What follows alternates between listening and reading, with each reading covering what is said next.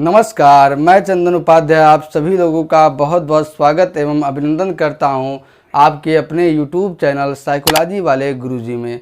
आज हम लोग अपने क्लास में सीटेट 2022 सिलेबस के अनुसार जिस महत्वपूर्ण टॉपिक पे बात करने वाले हैं वो है समाजीकरण की प्रक्रिया। आज हम समाजीकरण की प्रक्रिया के बारे में समझेंगे कि आखिरकार समाजीकरण की प्रक्रिया किसी बच्चे के विकास में कैसे सहायक होती है। जब बच्चा जन्म होता है, जन्म लेता है माँ के गर्भ से, तो उसका जो दिमाग होता है वो खाली स्लेट की तरह होता है और बच्चा जैसे जैसे बड़ा होता है उसके अंदर तमाम सामाजिक गुणों का विकास होने लगता है। तो आज इसी के बारे में हम अपने क्लास में चर्चा करेंगे कि समाजीकरण क्या होता है, उसका अर्थ परिभाषा क्या है, उसके प्रकार कितने हैं और साथ ही साथ हम लोग ये देखेंगे कि उसके जो है समाजीकरण के वाहक कौन है। ठीक है, किन किन माध्यमों से समाजीकरण किसी बच्चे का होता है। तो आइए अपने क्लास को हम शुरू करते हैं। तो सबसे पहले हम लोग जान लेते हैं कि समाजीकरण क्या अर्थ क्या है। ठीक, तो अगर एक लाइन में कहा जाए समाजीकरण क्या है, तो समाजीकरण समाज के मानदंडों यानी कि जो मानक बनाए गए हैं समाज के, ठीक है, और विचारधाराओं को आंतरिक बनाने की, अपने अंदर आत्मसात करने की प्रक्रिया है। ठीक है, कहने के ये तात्पर्य है कि अगर एक लाइन में बात किया जाए कि समाजीकरण क्या है, तो आप कहेंगे कि समाजीकरण समाज के जो रीति रिवाज बनाए गए हैं, जो मानक बनाए गए हैं, जो मापदंड बनाए गए हैं, किसी समाज की जो विचारधारा होती है, जब उसको बच्चा अपने अंदर आत्मसात कर लेता है तो उसे हम क्या कहते हैं, समाजीकरण कहते हैं। ठीक है, समाजीकरण एक ऐसी सामाजिक प्रक्रिया है। समाजीकरण एक कौन सी प्रक्रिया है, सामाजिक प्रक्रिया है, क्योंकि बच्चा जो है समाज से कई चीज़ों को सीखता है, इसलिए इसको क्या है, सामाजिक प्रक्रिया का नाम दिया गया है। जिसके द्वारा एक जैविक प्राणी यानी कि जब बच्चा जन्म लेता है तो केवल वो एक जैविक प्राणी होता है। ठीक है, उसका जो दिमाग होता है वो खाली स्लेट की तरह होता है। जैविक प्राणी में सामाजिक गुणों का विकास होता है और वह सामाजिक प्राणी बनता है। कहने का तात्पर्य यह है कि समाजीकरण एक सामाजिक प्रक्रिया है जिसके द्वारा एक छोटा बच्चा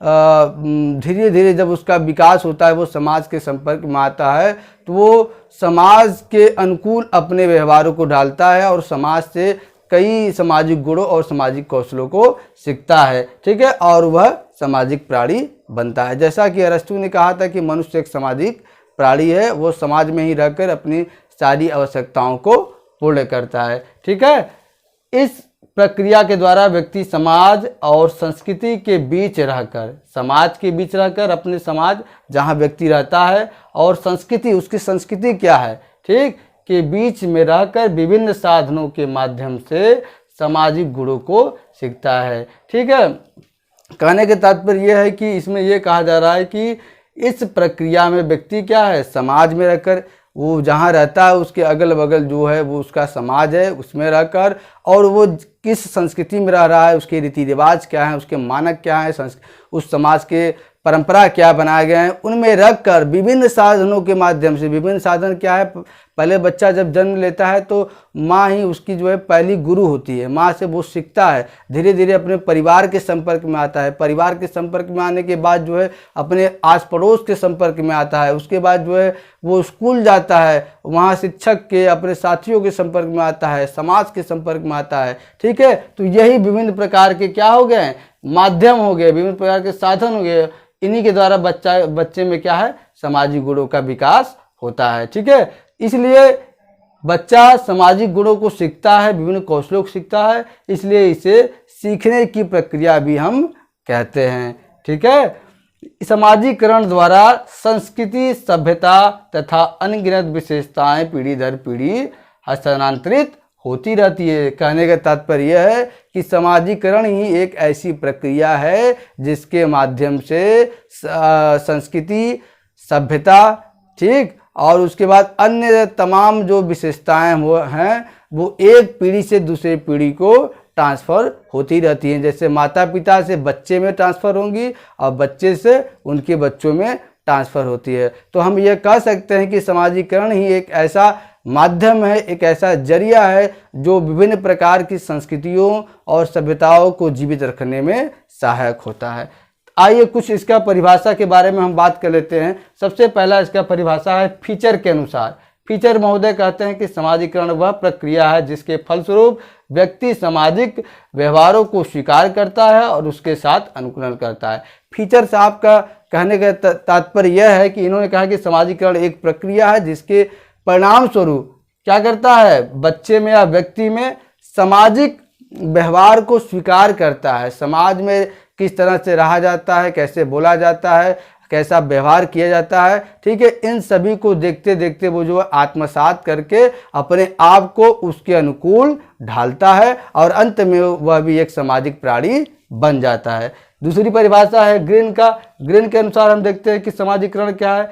समाजीकरण वह प्रक्रिया है जिसके द्वारा बच्चा सांस्कृतिक विशेषताओं यानी कि संस्कृति के अंदर पाई जाने वाली विशेषताओं को सांस्कृतिक विशेषताएं कहती हैं, अपने को एवं व्यक्तित्व को प्राप्त करता है। ठीक है, ग्रीन महोदय कह रहे हैं कि समाजीकरण वह प्रक्रिया है जिसके द्वारा एक बच्चा अपने संस्कृति से प्राप्त विशेषताएं और अपने आप को तथा अपने व्यक्तित्व को निखारता है, समाज के विभिन्न लोगों के जरिए व्यवहारों को सीख कर। ठीक, तो ये समाजीकरण का अर्थ परिभाषा हुआ। अब आइए हम लोग जान लेते हैं कि समाजीकरण की विशेषताएं क्या है। तो समाजीकरण की कुछ मुख्य विशेषताएं इस प्रकार है। सबसे पहला विशेषता है समाजीकरण सीखने की प्रक्रिया है। ठीक है, समाजीकरण सीखने की प्रक्रिया है। समाजीकरण सीखने की प्रक्रिया कैसे हुई? समाजीकरण सीखने की प्रक्रिया ऐसे हुई कि बच्चा जब जन्म लेता है तो उसका दिमाग जो है खाली स्लेट की तरह होता है, उसमें जो है केवल कुछ अनुभूतियां रहती है। जैसे जैसे बच्चा बड़ा होता जाता है, विकास होता जाता है, वो परिवार, पास पड़ोस और समाज के संपर्क में आता है, वो चीज़ों को सीखता है, सामाजिक गुणों को सीखता है, उसको अर्जित करता है, उसको ग्रहण करता है। इसलिए इसे कहा जाता है कि समाजीकरण सीखने की प्रक्रिया है। दूसरा है कि समाजीकरण एक निरंतर प्रक्रिया है, यानी कहने का तात्पर्य यह है कि बच्चा जब जन्म लेता है, जन्म लेकर वो जब तक समाज में रहता है तब तक ये प्रक्रिया जो है अनिवार्य रूप से चलती रहती है। व्यक्ति अपने पूरे जिंदगी में कुछ न कुछ सामाजिक गुणों को सीखता रहता है, इसलिए समाजीकरण एक निरंतर चलने वाली प्रक्रिया है। तीसरा है अनुकरण से प्रभावित। ठीक, अनुकरण से क्या मतलब है?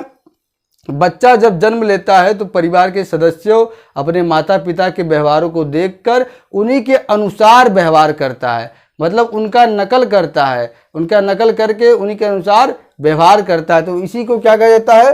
अनुकरण को से प्रभावित कहा जाता है। इसलिए कहा जाता है कि जब बच्चा पैदा हो तो अपने घर का माहौल आप ऐसा रखें कि बच्चे जो है कोई निगेटिव बातें या निगेटिव व्यवहार न सीखे, क्योंकि बच्चा आपके बातों को एज इट इज कॉपी कर लेता है। जैसा आप व्यवहार करेंगे वैसा वो अनुकरण कर लेता है। ठीक, फिर अनुकरण करने के बाद वो क्या करता है? बच्चा आत्मसात की प्रक्रिया, जो व्यवहार वो परिवार में देखा, पास पड़ोस में देखा, स्कूल में देखा, शिक्षकों से सुना और जो है अपने साथियों से सुना, उसको वो आत्मसात कर लेता है। आत्मसात मतलब क्या है? अपने अंदर ग्रहण कर लेता है, अपने अंदर जो है उसको सीख लेता है। अब बाद में उसी के अनुसार उसका जो है व्यवहार होता है और जैसा उसका व्यवहार होगा उसी के अनुसार उसका व्यक्तित्व बन जाएगा। पांचवा हमारा कारक है, विशेषताएं हैं संस्कृति का स्थानांतरण। अभी हमने कुछ समय पहले ही चर्चा किया था कि समाजीकरण की प्रक्रिया के द्वारा संस्कृति का जो ट्रांसफर होता है वो एक पीढ़ी से दूसरी पीढ़ी तक होता है। हम ये कह सकते हैं कि समाजीकरण ही एक ऐसा माध्यम है जिसके जरिए हम अपनी संस्कृति को पीढ़ी दर पीढ़ी जीवित रख पाते हैं, जैसे दादा से माता पिता को, फिर माता पिता से बच्चे को। ठीक, तो इसलिए हम कह सकते हैं कि समाजीकरण की मुख्य विशेषताएं हैं, इसमें संस्कृति का हस्तांतरण होता है। छठवां है सांस्कृतिक तत्वों को आत्मसात। बच्चा जब समाज के संपर्क में आता है, स्कूल में जाता है, साथियों के संपर्क में आता है, तो उसके संस्कृति में जो भी विशेषताएं होती हैं, संस्कृति की से वो जो कुछ भी सीखता है उसको क्या है? अपने अंदर ग्रहण करते जाता है। जैसे बच्चा हिंदू समाज में पैदा हुआ है, अब उसको सिखाया जा रहा है तो कि मुस्लिम समाज में जो है अक्सर लोग क्या है? आतंकवादी होते हैं, ये लोग गंदे होते हैं, इनसे हिस्सा किया जाता है, तो वो बच्चा क्या करेगा? उसको ग्रहण करेगा। इसलिए कहा जाता है कि समाजीकरण संस्कृति तत्वों को आत्मसात कर लेता है। ठीक, और अब ये समाजीकरण की विशेषताएं हुई कुछ मुख्य। अब हम लोग देख लेते हैं समाजीकरण के प्रकार क्या है। समाजीकरण के अगर बात किया जाए तो मुख्य रूप से दो प्रकार होते हैं। पहला प्रकार कौन है? प्राथमिक समाजीकरण। प्राथमिक समाजीकरण किसे कहते हैं? जब बच्चा जन्म लेता है, जन्म लेने के कुछ साल तक बच्चा क्या है? प्राथमिक समाजीकरण करता है। प्राथमिक समाजीकरण मतलब क्या है? बच्चा का प्राथमिक समाज क्या है? प्राथमिक समाज बच्चा का परिवार है।